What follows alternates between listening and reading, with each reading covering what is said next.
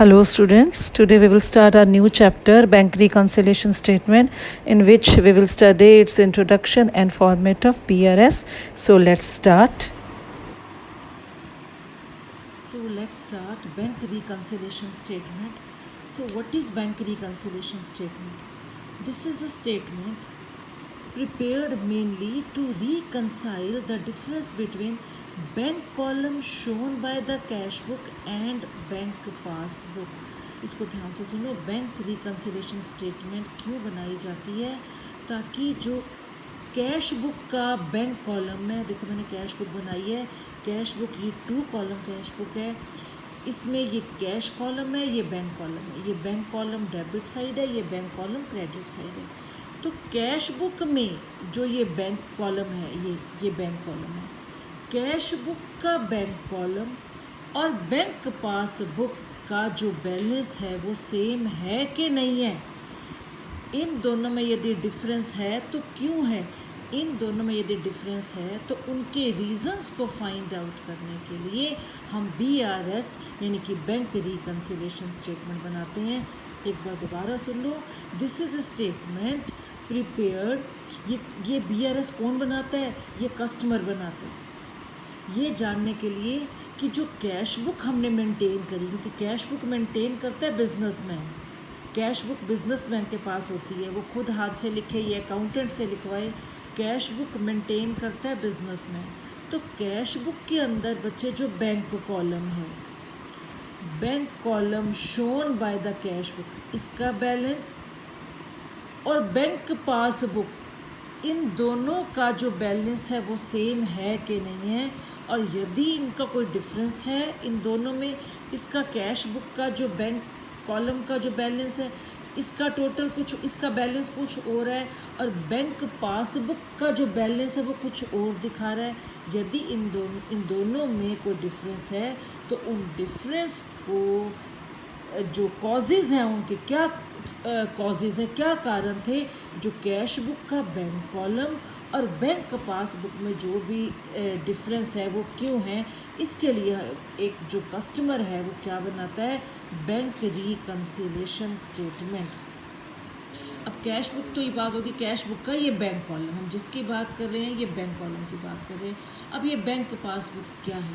Bank passbook आपको अच्छे से पता है बच्चे, जब भी कोई बिजनेसमैन, जब भी कोई फर्म अपना अकाउंट खुलवाती है बैंक में, और उस अकाउंट को हम क्या कहते हैं? Current account. यदि मैं अपनी पर्सनल बात करती हूँ, अपनी एक इंडिविजुअल की, जब एक इंडिविजुअल अकाउंट खुलवाता है वो सेविंग अकाउंट होता है। अब हम कर रहे हैं एक फर्म की बात। Usually all the firms open and current account with the bank. हर एक फर्म का, जैसे अब एक कोई स्कूल ले लो, स्कूल का भी एक कनेक्शन होता है बैंक के साथ। तो जब स्कूल अपना कोई अकाउंट खुलवाता है बैंक में, तो फर्म खुलवा रही है, तो उस अकाउंट को हम क्या बोलते हैं? Current account. हर एक बिजनेसमैन का अपना एक अकाउंट होता है, एक फर्म का अपना अकाउंट होता है बैंक में, और उस अकाउंट को करंट अकाउंट बोलते हैं। And that account is called current account. अब होता क्या, कोई भी ट्रांजैक्शन हो गया बच्चों, कोई भी ट्रांजैक्शन, से फॉर एग्जांपल चेक रिसीव्ड हुआ फर्म के पास। जब फर्म के पास एक चेक आया, से फॉर एग्जांपल 1 लाख का चेक आया, चेक की बात कर रही हूँ मैं, कैश की बात नहीं कर रही। जैसे ही फर्म के पास एक चेक आया, हम यहाँ पे, राम ने चेक दिया, हमने लिखा टू राम और यहाँ पे बैंक में एंट्री कर दी। अब हुआ क्या कि जो कैश बुक का बैंक कॉलम था, क्योंकि उसमें बिजनेसमैन, कैश बुक को कौन मेंटेन करता है? बिजनेसमैन।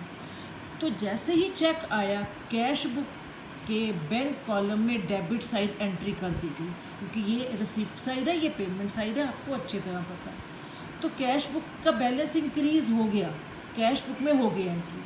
अब बिजनेसमैन क्या करता है? इस चेक को कहाँ भेजेगा? बैंक में, ताकि वो कैश हो जाए।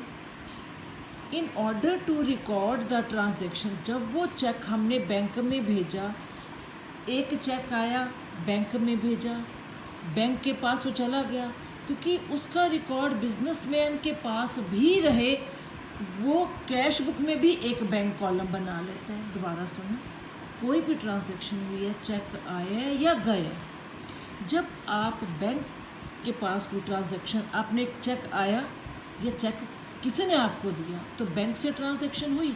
तो बिजनेसमैन क्या करता है, फर्म क्या करता है, फर्म क्या करेगी कि ये चेक मेरा बैंक के पास गया कैश होने के लिए, तो इसकी जो एंट्री है वो मेरे पास भी होनी चाहिए, इसकी जो रिकॉर्डिंग है एक बिजनेसमैन के पास भी होनी चाहिए।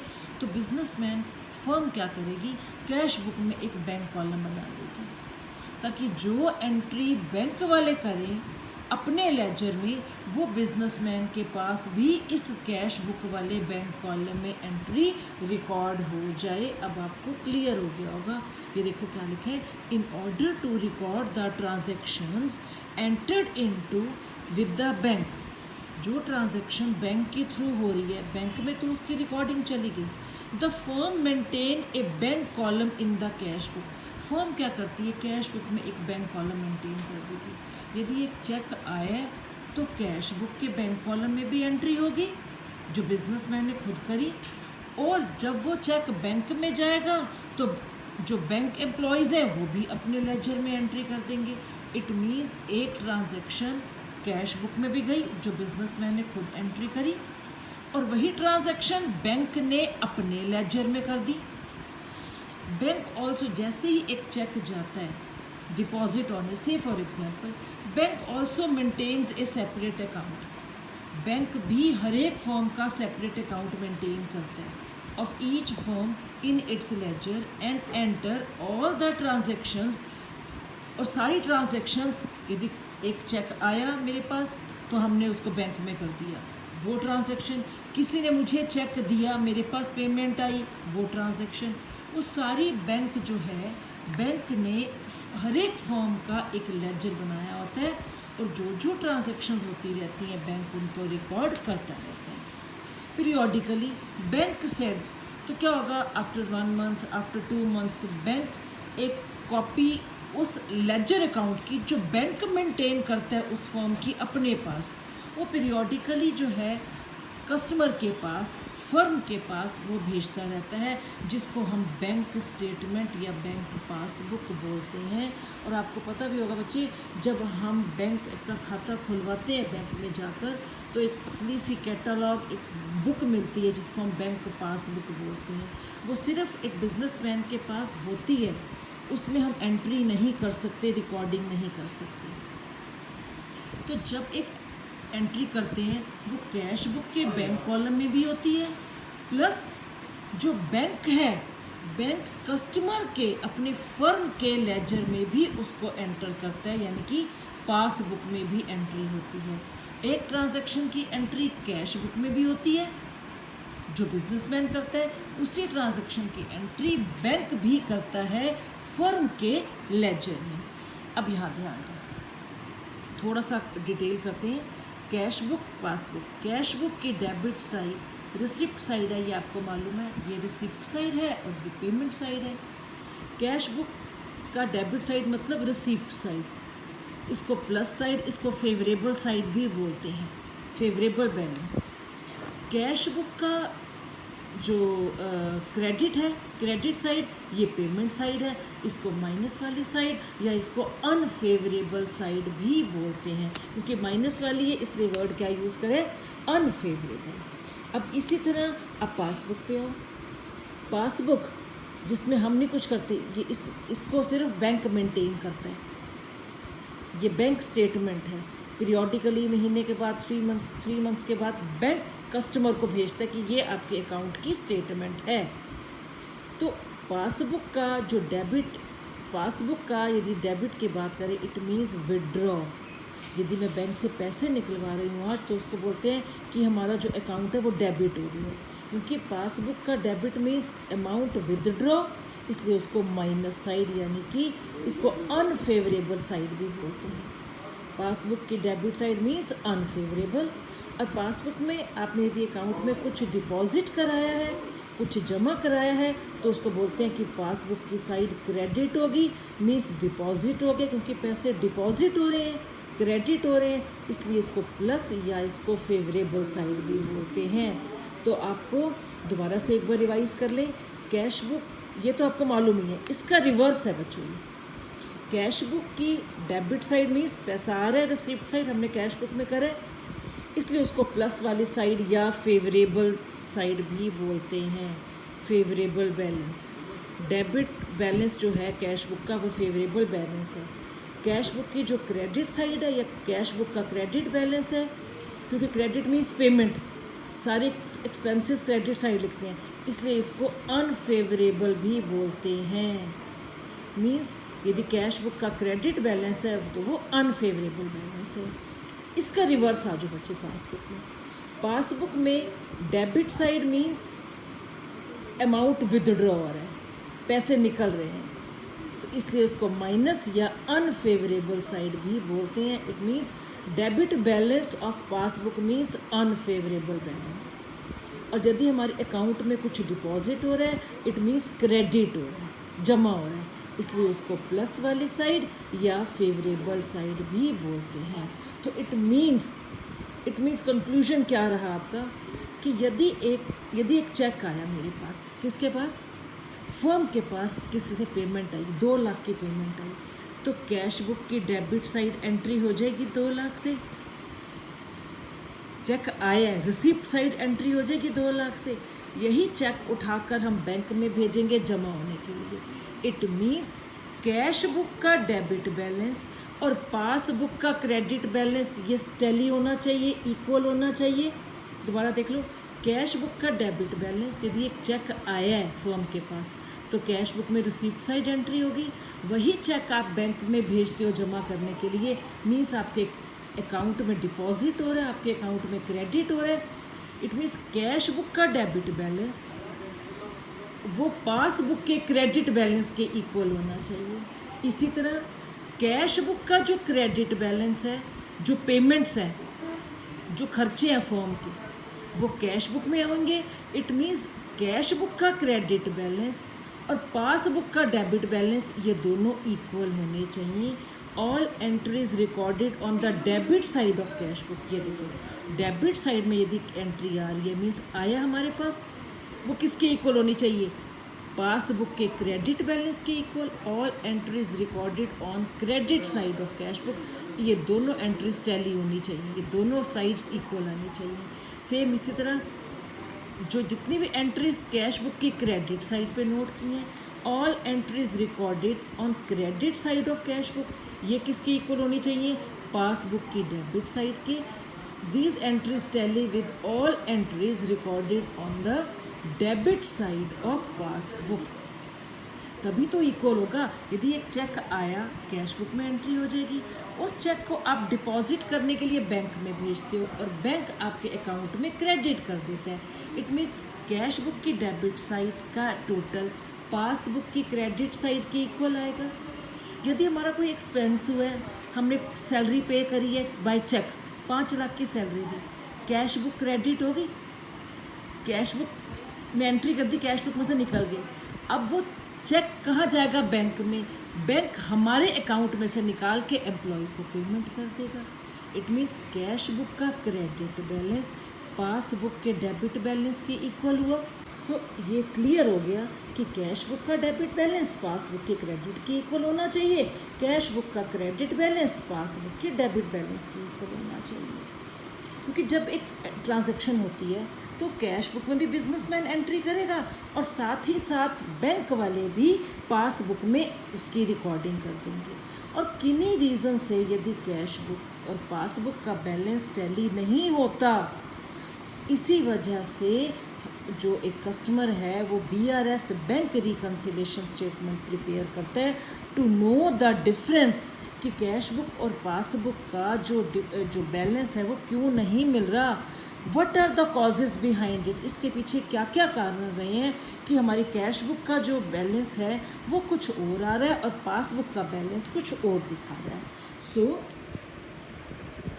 It is a statement is therefore prepared, ये BRS क्यों बनाई जाती है, to identify the reasons for the difference.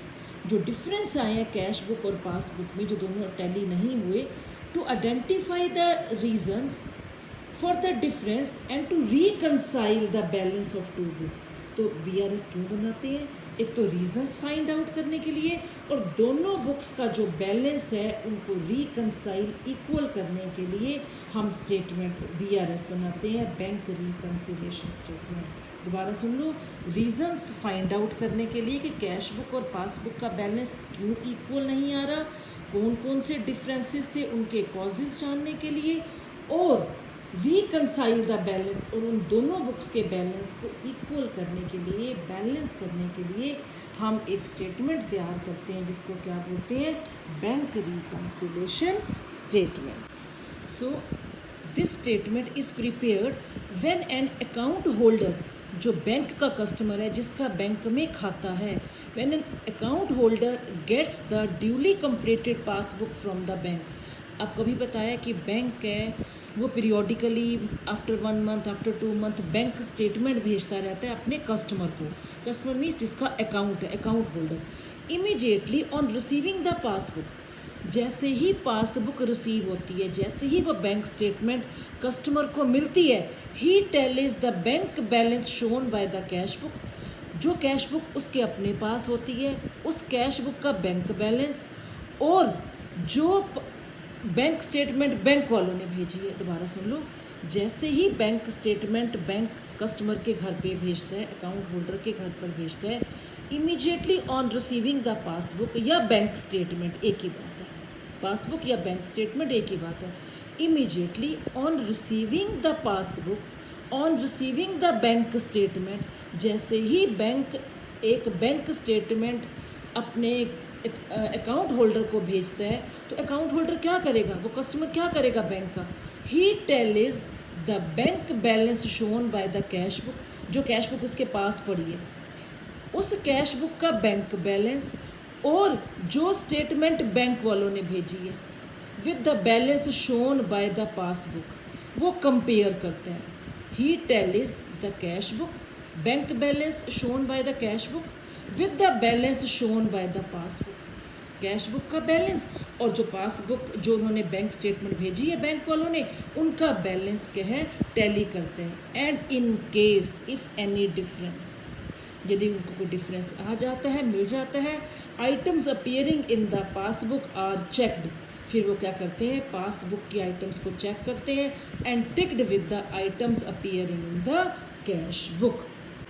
तो इस तरह से वो पासबुक की जो आइटम्स हैं, items appearing in the passbook are checked and ticked with the items appearing in the cash book. फिर वो डेट वाइज पासबुक के आइटम्स को चेक करता जाता है, किसके साथ, अपनी कैश बुक की आइटम्स के साथ। Unticked items in both the books will be the point of difference, जो एंट्रीज मैच नहीं करती दोनों बुक्स में, unticked items in both the books, दोनों बुक्स में जो आइटम्स अनटिक्ड रह जाती हैं, आपस में मैच नहीं करती, वही हमारा क्या रहता है, पॉइंट ऑफ डिफरेंस। और उसी को देखने के लिए कि क्या कॉजेज़ हैं, क्या डिफरेंस है, a statement of reconciliation will be prepare. तो बच्चों अब हम देखते हैं कि एक BRS बैंक रिकंसिलिएशन स्टेटमेंट जो कि कौन बनाता है, कस्टमर ऑफ बैंक, जो जिसका अकाउंट है बैंक के अंदर, एक अकाउंट होल्डर BRS कैसे बनाता है। BRS यानी कि bank reconciliation statement can be started from any of the balances mention below. जब हम BRS बनाएंगे तो हमारे को स्टार्टिंग में क्वेश्चन कैसे स्टार्ट करना है, या हमें स्टार्टिंग में कौन कौन से बैलेंसेस गिवन होंगे। देखो, डेबिट बैलेंस, कैश बुक का डेबिट बैलेंस याद करो, जिसको फेवरेबल बैलेंस भी बोलते हैं। प्लस क्यों बोलते हैं, कैश बुक के डेबिट बैलेंस को फेवरेबल क्यों बोलते हैं, मीन्स कैश बुक की डेबिट साइड हमारी रिसिप्ट साइड होती है, पैसा आ रहा है, रिसिप्ट साइड है। या तो क्वेश्चन हमारा स्टार्ट होगा debit balance as per cash book, ये बैलेंस आपको गिवन होगा, या क्वेश्चन स्टार्ट होगा credit balance as per cash book, cash book का credit balance means payment side है, इसलिए इसको अनफेवरेबल या ओवरड्राफ्ट भी बोलते हैं, याद रखना। Credit balance as per cash book को ओवरड्राफ्ट या अनफेवरेबल भी बोला जाता है। इसी तरह पासबुक पे आ जाओ, पासबुक में इसका रिवर्स होता है, debit balance as per passbook, passbook का डेबिट बैलेंस मीन्स पासबुक में से विड्रॉ हो रहे हैं, निकल रहे हैं।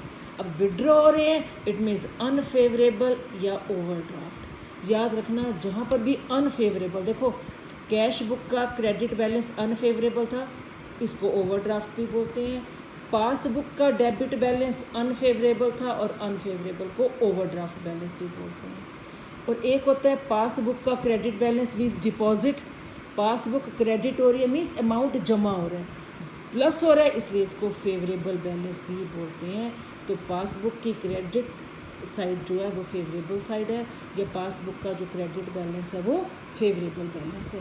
तो अब हम यहाँ पे करते हैं कि BRS कैसे बनाई जाती है, उसका फॉर्मेट क्या है। तो अभी हम जो शुरू कर रहे हैं ये 4 ही टॉपिक हैं बच्चों आपको क्वेश्चन में या तो डेबिट बैलेंस गिवन होगा क्वेश्चन का, या कैश बुक का डेबिट बैलेंस गिवन होगा, या कैश बुक का क्रेडिट बैलेंस गिवन होगा, या पासबुक का डेबिट बैलेंस गिवन होगा, या पासबुक का क्रेडिट बैलेंस गिवन होगा।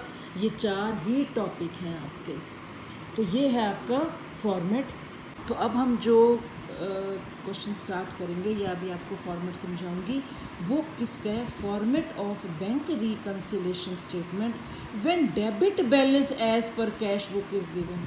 हमें ये 4 टॉपिक कंप्लीट करने हैं कि किसी क्वेश्चन में कैश बुक का डेबिट बैलेंस गिवन होगा, किसी में कैश बुक का क्रेडिट, किसी में पासबुक का डेबिट, किसी में पासबुक का क्रेडिट। तो अभी मैं आपको क्या कराऊंगी, जब क्वेश्चन में कैश बुक का डेबिट बैलेंस गिवन हो, ये debit balance as per cash book is taken as a starting point. Question में आपको स्टार्टिंग में दिया होगा debit balance as per cash book, और डेबिट बैलेंस क्योंकि ये हमारा फेवरेबल बैलेंस है, कैश बुक का debit means receipt side, favourable balance है इसलिए इसको प्लस वाली साइड लिखेंगे। बच्चों ये फॉर्मेट है BRS का। BRS एज ऑन जिस डेट को बैंक का कस्टमर ये बना रहा है वो date, particulars plus item minus item. ये कॉजेज़ हैं बच्चों जो मैंने लिखे हैं, किन कारणों की वजह से हमारा कैश बुक का बैंक कॉलम और पासबुक का जो बैलेंस है वो इक्वल नहीं आता। अब कैश बुक और पासबुक को रिकंसाइल करने के लिए, इक्वल करने के लिए, उनका बैलेंस सेम रहे, हम ये BRS बना रहे हैं। और BRS बनाने के लिए बच्चे स्टार्टिंग पॉइंट तो कोई ना कोई बैलेंस आपको दिया ही होगा, चाहे वो कैश बुक का है चाहे वो पासबुक का है, ठीक है। ये तो आपको इनिशियल स्टार्टिंग पॉइंट पे आपको बैलेंस दिया होगा। उसके बाद कुछ आइटम्स ऐड किए और कुछ आइटम्स माइनस किए। ऐड वाले आइटम्स प्लस वाली साइड लिखेंगे और माइनस वाले आइटम माइनस वाली साइड लिखेंगे, और उसके बाद उनका टोटल करेंगे। तो अब ये देखो कौन कौन से आइटम है।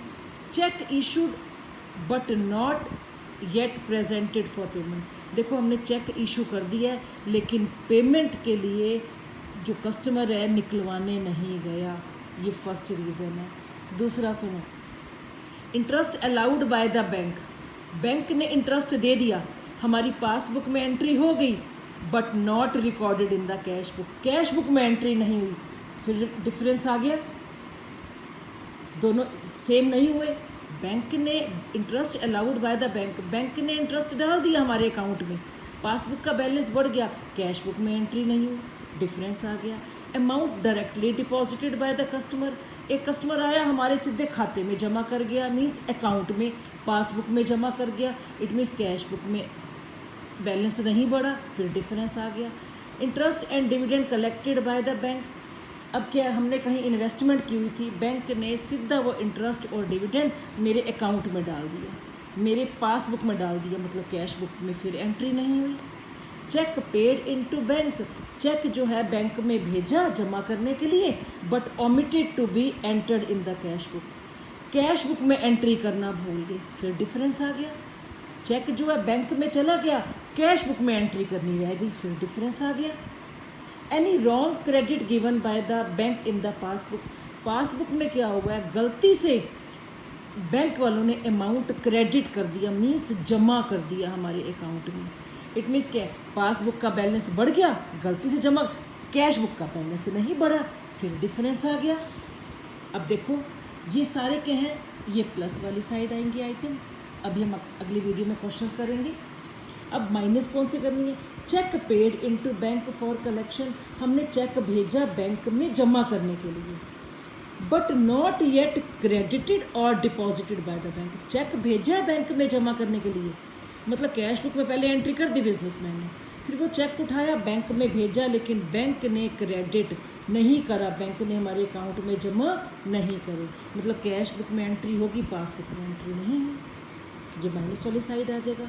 Cheque paid into bank for collection, cheque गया बैंक में लेकिन बैंक ने इसको डिसऑनर कर दिया है, मतलब चेक जो है वो बाउंस हो गया, ये माइनस में आ जाएगा। Direct payment made by the bank according to standing instructions of customer, कभी कभी कस्टमर क्या है इंस्ट्रक्शन दे देते हैं कि जैसे हमने इलेक्ट्रिसिटी की पेमेंट करनी है, अपना इंश्योरेंस का बिल प्रीमियम भरना है, तो कस्टमर बैंक को कह देता है, बैंक उसके बिहाफ पे एंट्री करता है। अब बैंक ने पैसे निकाले हमारे अकाउंट में से, मतलब अकाउंट डेबिट करा और हमारा बिजली का बिल भर दिया, इंश्योरेंस प्रीमियम भर दिया, अब पासबुक में से निकल गए लेकिन कैश बुक में से माइनस नहीं हुआ, फिर डिफरेंस आ गया। Bank charges and commission charged bye the bank, bank ने अपने चार्जेस चार्ज करे, हमने कोई ड्राफ्ट बनवाया था या लॉकर था हमारा, bank charges and commission charged bye the bank, bank ने चार्ज करा है, मतलब बैंक ने निकाल लिया, कैश बुक में से नहीं निकला, फिर डिफरेंस आ गया। चेक इशूड, चेक किसी को दिया है, पेमेंट दिया है, but omitted to be recorded in cash book, हमारी चेक दिया, कैश बुक में एंट्री करना भूल गए, फिर डिफरेंस आ गया। Any wrong debit given by the bank in the passbook, गलती से बैंक वालों ने क्या करा, हमारी पासबुक में से, हमारे अकाउंट में से कुछ पैसे डेबिट कर लिए, मीन्स विड्रॉ कर लिए, अब बैंक का बैलेंस कम हो गया, कैश बुक में से नहीं निकले, कैश बुक का बैलेंस वहीं का वहीं रहा। तो ये बच्चों क्या है, ये कॉजेज़ हैं कि किन वजह से कैश बुक का बैंक कॉलम और बैंक और पासबुक में डिफरेंस आ जाता है। तो बीआरएस क्यों बनाते हैं, इन डिफरेंस को ख़त्म करके बैंक इन दोनों को रिकंसाइल, इन दोनों को इक्वल करने के लिए ये बैंक रिकंसिलिएशन स्टेटमेंट बनाई जाती है। आई होप आपको ये अच्छे से समझ आया होगा। अगली वीडियो में हम इससे रिलेटेड क्वेश्चंस करेंगे जिससे आपको और ज़्यादा क्लैरिटी होगी। Till then bye bye.